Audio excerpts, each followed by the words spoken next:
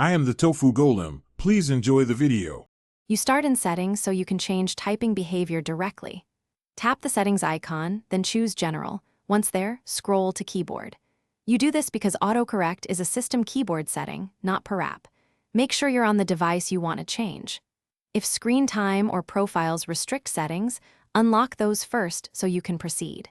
Now that you're at Keyboard, you're ready for the specific toggles that control autocorrect and related corrections. You'll turn off the exact switches that modify typed words. Find autocorrection and slide it off. This prevents automatic replacement of what you type. Once done, consider turning off check spelling to remove red underlines and predictive to hide suggested words. Each change affects how much the keyboard interferes.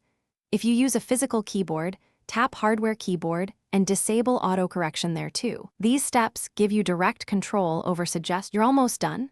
Exit Settings and type in notes or messages to confirm autocorrect is off. If you still see unwanted corrections, restart your iPad to ensure the new settings apply system-wide.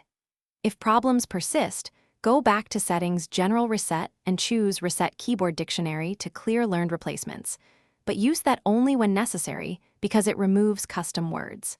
If issues continue after a restart and reset, check for a configuration profile or screen time restriction, blocking keyboard changes.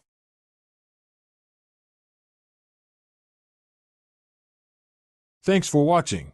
Consider subscribing if we helped you today.